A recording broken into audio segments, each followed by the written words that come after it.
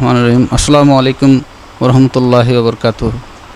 আজকে সংগ্রাম টিভির সাথে চট্টগ্রামের সীতাকুণ্ডের শিপইয়ার্ডের ব্যবসায়ী, বিশিষ্ট ব্যবসায়ী জনাব সাইফুল হুদা জাহাঙ্গীর সাথে মুখোমুখি আলাপে আমরা আসছি। আমরা আজকে জানব এই শিপ ব্রেকিং ইয়ার্ডের উপরে জাতিসংঘের আরোপিত নির্দেশ এবং বিগত সরকারের যে একটা নির্দেশনা নীতিমালা আপনাদের উপরে, শিপ ব্যবসায়ীদের উপরে দিয়েছে, যেটা বর্তমান ইন্টারিম গভর্নমেন্টও সেটাকে বলবৎ রেখেছে, সেটা হচ্ছে যে আপনাদেরকে গ্রিন ইয়ার্ড করতে হবে সব ইয়ার্ডগুলোকে। সেক্ষেত্রে গ্রিন ইয়ার্ড কয়টা হয়ে গেছে, কয়টা হচ্ছে না, কী কী সমস্যা, নানান ত্রুটি বিচ্যুতিগুলো, যদিও কয়েকটা সমস্যা আমরা চিহ্নিত করেছি, কিন্তু আপনাদের চোখে, আপনাদের দৃষ্টিতে কি কি সমস্যা আছে বলে আপনি মনে করেন? আপনি একজন শিপ ইয়ার্ডের ব্যবসায়ী হিসেবে এই গ্রিন ইয়ার্ডের সম্পর্কে আমাদের সংগ্রাম টিভির মাধ্যমে ব্যবসায়ী মহলকে জানান। ধন্যবাদ সংগ্রাম টিভি। অ্যাকচুয়ালি প্রকৃত কথা হলো, গ্রিন ইয়ার্ড হলে যে সমস্ত দুর্ঘটনা শেষ হয়ে যাবে আর হবে না, এরকম গ্যারান্টি কেউ দিতে পারে না। এবং ইতিমধ্যে যে কয়েকটা গ্রিন ইয়ার্ড হয়েছে, সেখানে কি কয়েকটা দুর্ঘটনা ঘটে নেই? পৃথিবীর কোন প্রজেক্টে দুর্ঘটনা ঘটে না? যদিও এটা কাম্য নয়, কোনো দুর্ঘটনায় কোনো শ্রমিকের মৃত্যু হোক, কারো মৃত্যু হোক, এটা কারো আমাদের কাম্য না, পৃথিবীর কারো কাম্য না, তারপরেও দুর্ঘটনা ঘটে যাচ্ছে। আমাদের শিপ ব্রেকিং ইয়ার্ড একটি বাংলাদেশের জন্য একটি মাইল ফলক ছিল। বিগত কয়েক যুগ যাবৎ শিপ ব্রেকিং বাংলাদেশের ইন্ডাস্ট্রিতে এবং শিল্পের কাঁচামাল যোগানে সহযোগী হিসেবে একটি প্রতিষ্ঠান দাঁড় হয়েছিল।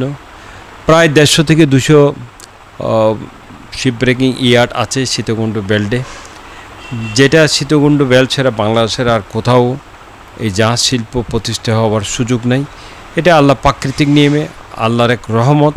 সীতাকুণ্ডর যে সি শোরটা যেভাবে আল্লাহ তাআলা সৃষ্টি করেছেন, কিছু দূর পরে গিয়ে 1 কিলোমিটার পরে গিয়ে সমুদ্রের ডিপ, এরপরে আবার স্লোপিং, এটা বাংলাদেশের কোথাও নাই বিদায়, মাত্র সীতাকুণ্ড উপজেলাতে এটা বিদ্যমান বিদায় সীতাকুণ্ডতে এই শিপ ব্রেকিং ইয়ার্ডের জন্ম হয়েছে, সফলও হয়েছে। কিন্তু বর্তমানে বিগত প্রায় 5-7 বছর যাবৎ একটি কথা উঠছে, গ্রিন ইয়ার্ড। এবং 25 সালের জুন থেকে গ্রিন ইয়ার্ড না করলে জাহাজ আমদানি করা যাবে না, সেরকম ঘোষণাও দিয়েছেন বিগত সরকার, যা বর্তমান সরকারও বলবৎ রেখেছেন। বর্তমান সরকার শুধু বলবৎ রেখেছেন তা না, বর্তমান সরকারের আমাদের পরিবেশ ও জলবায়ু উপদেষ্টা জনাবা রিজওয়ানা হাসান, উনি যেভাবে মন্তব্য করতেছেন, বিশেষ করে গত 2 দিন আগের জন্য ওনার যে ফুটেজ দেখেছি, যে বক্তব্য দেখেছি, সেই বক্তব্যের অন্তর্নিহিত অর্থ হলো শিপ ব্রেকিং এই মুহূর্তে বন্ধ হয়ে যাক। উনি বলেছেন শিপ ব্রেকিং শিল্পের কাঁচামাল যোগান দেয়, শিপ ব্রেকিং থেকে লোহা পাওয়া যায় বেশি, 80% লোহা পাওয়া যায়। সেই ক্ষেত্রে উনি বলছেন শিপ ব্রেকিং থেকে 80% লোহা পাওয়া যায় নাই। উনি কিভাবে গ্যারান্টি দিয়ে বলছেন মাত্র 20% র মেটেরিয়াল শিপ ব্রেকিং থেকে আসে, তাহলে বাকি 80% কি? ওনাকে আমার প্রশ্ন করতে জিজ্ঞাসা হয়েছে। আমি হলফ করে বলতে পারি, আমি শিপ ব্রেকিংয়ের ব্যবসার সাথে, আমি ট্রেডিং ব্যবসায়ী ছিলাম, শিপও ইম্পোর্ট করেছি। মোটামুটি আমার দীর্ঘ 30 বছরের অভিজ্ঞতা এই ব্যবসায়। 30 বছরের ব্যবসা অভিজ্ঞতায় আমি হলফ করে বলবো, আমি যে কোনো গ্যারান্টি দিয়ে বলবো, যে কোনো পরিবেশে আমি চ্যালেঞ্জ দিয়ে বলবো, শিপ ব্রেক একটা শিপ থেকে প্রায় 70 থেকে 80 র ম্যাটেরিয়াল লৌহজাত সামগ্রী বের হয়। বাকি 10 থেকে 20% বিভিন্ন আইটেম, ফার্নিচার আইটেম, অয়েল, এই সে, তামা, পিতল, অ্যালুমিনিয়াম, নন ফেরাস আইটেম এগুলো বের হয়। জনাব হুদা, আপনি কি আপনার কাছে কোনো পরিসংখ্যান আছে এই পর্যন্ত কয়টি গ্রিন ইয়ার্ডে সম্পূর্ণ হয়েছে, আর কয়টা বাকি আছে? না, ধন্যবাদ, গুরুত্বপূর্ণ প্রশ্ন করেছেন। দুঃখের বিষয় হলো এই গ্রিন ইয়ার্ড করতে 70-80 কোটি টাকা, প্রায় 100 কোটি টাকার একটা বাজেট। এই 100 কোটি টাকা বাজেট বা 70-80 মিনিমাম ব্যয় হলো 70-80 কোটি টাকা লাগে। এত টাকা ব্যয় করার সমর্থ মোস্ট মেজরিটি শিপইয়ার্ডের নাই। ফলে দেশ যেখানে শিপইয়ার্ড আছে সেখানে গ্রিন ইয়ার্ড হয়েছে মাত্র 10 থেকে 15টা হয়েছে এবং হচ্ছে। তাহলে কোন পার্সেন্টেজে গ্রিন ইয়ার্ড হয়েছে বুঝতে পারেন। তাহলে শতকরা 90% শিপইয়ার্ড আজকে বন্ধের মুখোমুখি, ব্যাংকের দেনার মুখোমুখি। তারা ব্যবসা করতে না পারলে ব্যাংকের দেনা বেড়ে যাবে। ব্যাংকের জনাব হুদা, আমি একটু জানতে চাচ্ছি যে এই 10 থেকে 15টা গ্রিন ইয়ার্ড হওয়ার পরে বাকি যেগুলো গ্রিন ইয়ার্ডে এখনও পরিণত হতে পারে নাই বা করতে পারে নাই, সক্ষম হয় নাই মালিকেরা, তো আপনি কি মনে করেন এগুলো কি আসলে কি বন্ধ থাকবে? শিপইয়ার্ড এগুলো কি চালু হবে না, বা এগুলো কি জাহাজ ব্যবসা করতে পারবে না জাহাজের মালিকেরা? এটার ভবিষ্যৎ কি আপনি কি মনে করেন? এটার ভবিষ্যৎ বলতে গেলে 10-15টার পরে আরও হবে, আরও কিছু কিছু হবে। কিন্তু কিছু কিছু হওয়ার পরেও হয়তো 30% বা 40% গ্রিন ইয়ার্ড হবে। এরপরে তো 50-60% বাকি থাকবে। তাদের অবস্থা কি হবে আপনারা বুঝতেছেন, আমরা বুঝতেছি, আর বলার অপেক্ষা রাখে না। আমার মনে হচ্ছে এটা নির্বাচিত সরকারের আমলে বা কোনো একটা সরকার যদি চায়, ভর্তুকি দেয় বা সহযোগিতা করে, তাহলে আমার মনে হয় পরিপূর্ণ গ্রিন ইয়ার্ড করা সম্ভব হবে। সেটা আপনি কি মনে করেন? অবশ্যই নির্বাচিত সরকার, যে সরকার হোক, যেই দলেরই সরকার হোক, একটা নির্বাচিত সরকার হলো ব্যবসায়ীদের রাস্তা, বিদেশি বিনিয়োগকারীদের রাস্তা। দেশের যারা ছোট হতে বড় খুচরা ব্যবসায়ী বলেন আর পাইকারি ব্যবসায়ী বলেন, দেশের ব্যবসায়ীদের আস্থা হলো একটি নির্বাচিত সরকার। যতক্ষণ পর্যন্ত একটা সুষ্ঠু নির্বাচন হবে না, একটা সরকার সংগঠিত হবে না, ততক্ষণ পর্যন্ত ব্যবসায়ীদের মনে, জনগণের মনে, প্রত্যেকের মনে একটা শঙ্কা করে থেকে যায়, কি হবে। এটা তো অনির্বাচিত সরকার। অন্তর্বর্তীকালীন সরকার বলেন, তত্ত্বাবধায়ক সরকার বলেন, এগুলা সাময়িক সময়ের জন্য, সাময়িক সমস্যা উত্তরণের জন্য সরকার।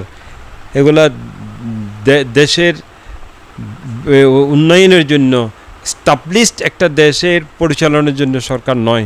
সুতরাং আমরা আশা করি অতি সত্বর এই অন্তর্বর্তীকালীন সরকার একটা নির্বাচন দিয়ে নির্বাচিত সরকারের হাতে ক্ষমতা হস্তান্তর করবেন।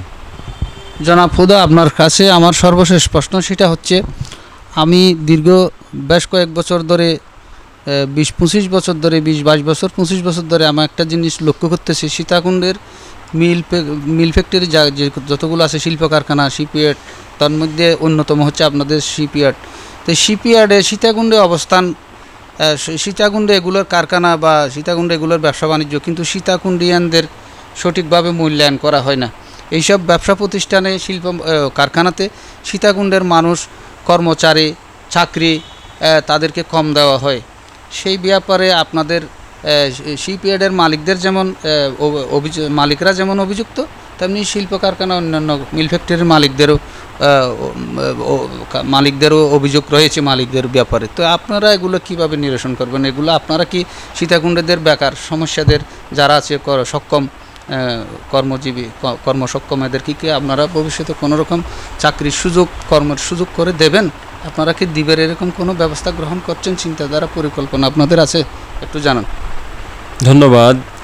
দেখুন, আমাদের শিক্ষিত বেকার যুবক এবং অর্ধশিক্ষিত বেকার যুবক ভাইদের প্রতি দৃষ্টি দেওয়া, তাদের কর্মসংস্থানের ব্যবস্থা করা আপনার আমার সকলের একটা বিরাট দায়িত্ব। লক্ষ্য করা গেছে, আপনি যথার্থই বলেছেন, লক্ষ্য করা গেল বিগত যুগ ধরে, প্রায় যুগের বেশি সময় ধরে সীতাকুণ্ড উপজেলায় যে সমস্ত শিল্প কারখানা প্রতিষ্ঠিত হয়েছে, সেখানে স্থানীয় বাসীদের জায়গার উপর, জমির উপর কারখানাগুলো প্রতিষ্ঠিত হয়েছে, অথচ তাদের একটা যে রাইট আছে, অধিকার আছে, সে অধিকার থেকে সীতাকুণ্ডবাসী বঞ্চিত। সীতাকুণ্ডবাসীর বদনাম করব না, এটা তর্কে প্রয়োজনীয় যুক্তির খাতিরে বলতে হয়, সত্য বক্তব্যের সত্যতা যাচাইয়ের জন্য বলে বিগত 15-16-20 বছর যাবৎ যারা ছিলেন, যারা ক্ষমতায় ছিলেন, তারা এই ব্যাপারে সীতাকুণ্ডের বেকার যুবকের ব্যাপারে, বেকার শ্রমিকের ব্যাপারে তারা কোনো মনোযোগ প্রদান করে নাই। ফলে গিয়ে শিল্প মালিকেরা তাদের ইচ্ছাকৃতভাবে তাদের ইচ্ছা মতো নিয়োগ দিয়েছে, বাইরের লোককে নিয়োগ দেয়, সীতাকুণ্ডবাসীদের নিয়োগ দেয় না। অন্তত 50% নিয়োগ দেয়, 30% সীতাকুণ্ড থেকে নিয়ে যাক, এরকম একটি পরিকল্পনা বা একটা ফয়সালা শিল্প মালিকদের সাথে সীতাকুণ্ডর জনগণের প্রতিনিধি যারা ছিল তারা করতে পারে নাই। এটা অত্যন্ত দুঃখের বিষয়। আশা করি আগামী দিনে আমরা ক্ষমতায় আসলে আমরা আমাদের প্রিয় ভাজন, প্রিয় ব্যক্তিত্ব, শিক্ষা অনুরাগী, মেধাবী ব্যক্তিত্ব জনাব এল আসলাম চৌধুরী FCA নেতৃত্বে আমরা এই ব্যাপারে, চাকরির ব্যাপারে আমরা বিশেষ ব্যবস্থা গ্রহণ করব। ধন্যবাদ জনাব সাইফুল হুদা জাহাঙ্গীর, আপনাকে এই সংগ্রাম টিভির কর্তৃপক্ষের পক্ষ থেকে অসংখ্য ধন্যবাদ জানাচ্ছি। আসসালামু আলাইকুম।